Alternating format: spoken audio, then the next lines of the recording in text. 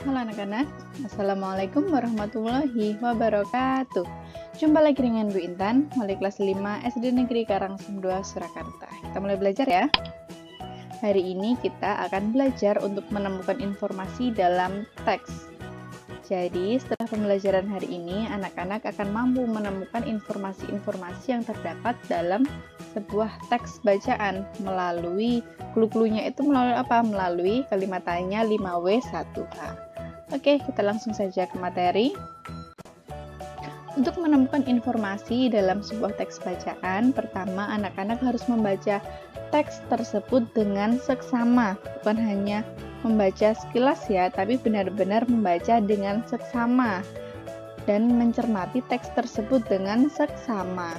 Setelah anak-anak itu mencermati teks tersebut, nah, nanti anak-anak akan tahu kok kayaknya ada clue-cluenya berupa kalimat-kalimat tanya tadi. Misalkan apa sih yang terjadi, di mana sih kejadian, di manakah kejadian tersebut berlangsung, mengapa kejadian tersebut dapat terjadi, ya kan? Seperti itu. Dari kalimat-kalimat tanya tersebut, anak-anak akan tahu informasi-informasi penting yang terdapat dalam teks tersebut. Seperti yang Bu Intan bilang tadi, informasi pentingnya bisa kita ketahui melalui pertanyaan-pertanyaan atau kalimat tanya 5W1H. Apa saja itu? Ini dia. Apa, di mana, kapan, siapa, mengapa, dan bagaimana. Kita mulai dari kata tanya apa. Kata tanya apa berfungsi untuk mengetahui informasi tentang suatu hal. Apa ini fungsinya itu tadi, mengetahui informasi tentang sesuatu yang terjadi, tentang suatu hal. Apa contohnya ini? Apa penyebab terjadinya kabut asap? Apa yang disebut dengan reboisasi?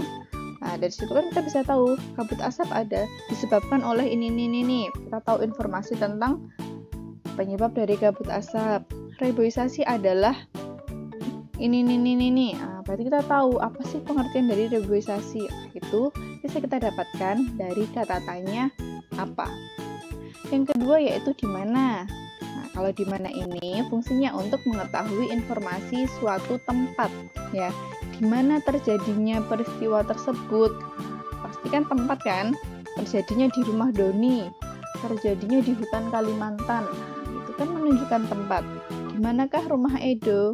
Rumah Edo berada di Jalan Alpukat. Itu menunjukkan suatu tempat kan?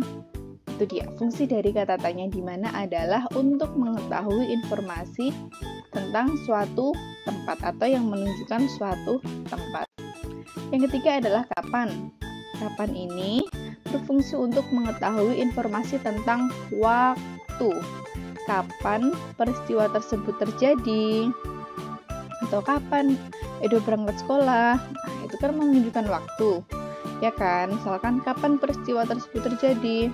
Peristiwa tersebut terjadi pada tanggal 16 Agustus. Nah, kapan Indonesia merdeka? Indonesia merdeka pada tanggal 17 Agustus 1945. Itu kan menunjukkan waktu kan? Kapan Edo berangkat sekolah?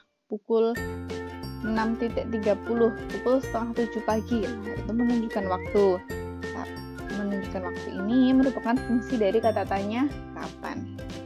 Oke, lanjut yang selanjutnya yaitu siapa. Kata tanya siapa berfungsi untuk mengetahui informasi pelaku atau tokoh dari peristiwa yang ada dalam teks. Misalkan, siapa pelaku kebakaran hutan? Siapakah ketua kelas 5? Nah, itu kan menunjuk kepada orang kan, atau menunjuk kepada pelaku dalam peristiwa tersebut. Siapa tuh yang pelaku dari kebakaran hutan? Oh, pelakunya adalah oknum-oknum yang tidak bertanggung jawab. Siapakah ketua kelas 5? Ketua kelas 5 adalah Dayu. Misalkan seperti itu. Menunjuk kepada seseorang, menunjuk kepada pelaku atau tokoh, menunjuknya itu kepada orang gitu ya anak-anak ya. Lanjut yang selanjutnya yaitu mengapa. Kata tanya mengapa ini berfungsi untuk mengetahui informasi alasan dari suatu hal atau alasan mengapa hal tersebut bisa terjadi. Contohnya, mengapa hutan bisa gundul? Hutan bisa gundul karena banyak oknum-oknum yang melakukan penebangan liar, misalkan seperti itu. Ya anak-anak ya. Kemudian, mengapa kebakaran hutan bisa terjadi? Nah, itu kan juga menunjuk alasan dari suatu hal. Hal apa?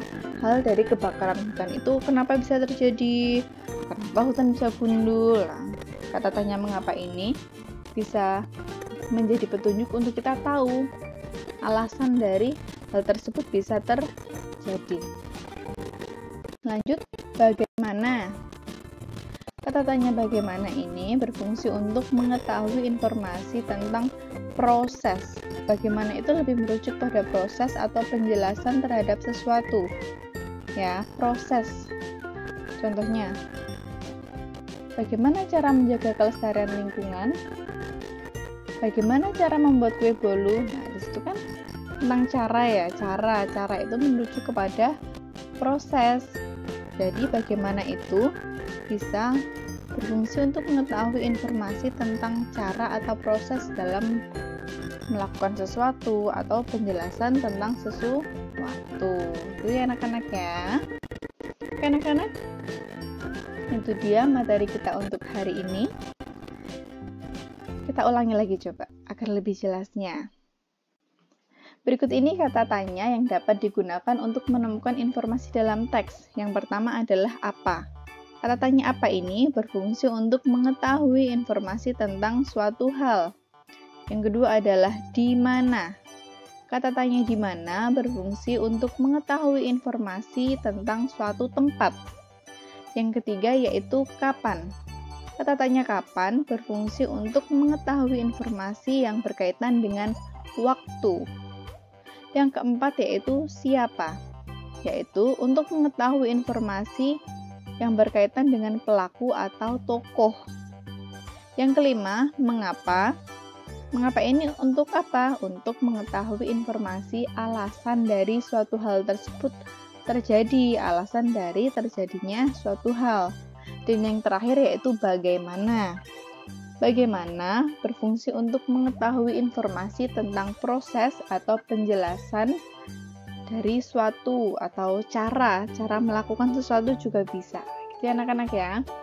Oke, ini dia tugas untuk hari ini.